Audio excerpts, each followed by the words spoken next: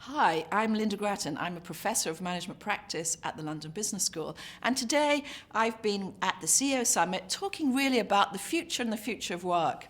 It's been a fascinating conversation, but let me just describe some of the really interesting questions that we talked about. The first one was about connectivity. I mean, of course, we know 5 billion people are going to be connected with each other, but what does that mean in reality? Well, one of the interesting insights about connectivity is that, in fact, the world is still forming itself into clusters. So if you take a look at those clusters in San Francisco, in Munich, in Japan, then these are magnets for talent. So one of the conversations we had this morning was really, what role did the diaspora play in actually magnetizing talent? And can we expect new clusters to be forming, let's say in Africa or in Australia?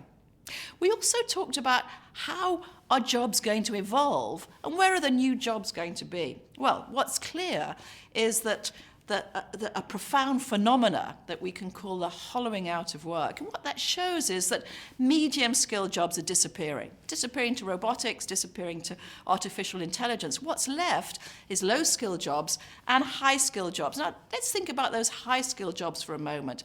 Basically, anything that's routine, even if it's high-skilled and highly analytical, can be replaced by a robotic or by, think about a surgeon, for example, or by artificial intelligence. Think about being a lawyer. So what we're going to see in those high-skilled jobs is high levels of augmentation, where individuals and AI or robotics work closely together. We had a long debate about generalism versus specialism. What would you tell your children about, should they be a generalist and learn lots of things about little things about lots, or should there be a specialist really specializing in skills? My argument is that the future is about specialism. But actually, as a number of the CEOs argued, maybe the future is also about being a generalist. And some of them talked about how in the startups that they've been involved in, generalist skills seem to be much more important.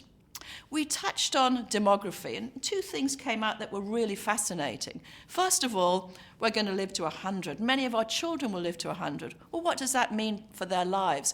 Well, our research shows that if you live to 100 and you save 15% of your salary and you want to retire on 50% of it, you have to live until you're 80. And my view is that most corporations aren't really prepared for that, neither indeed a government. So we had a long conversation about how do you help organizations and individuals think about these long lives. We finished by talking about some of the big themes that are emerging.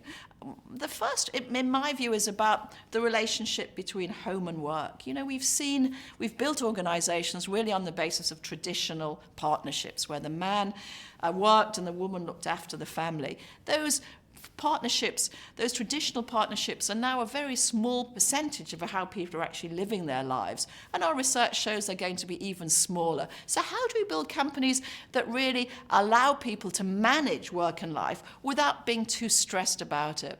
Secondly, I looked at networks and really focused on the type of networks that are going to be important in the future, both the ones that build expertise and indeed in the ones that build diversity, so new ideas can be brought together, which we know is crucial for innovation.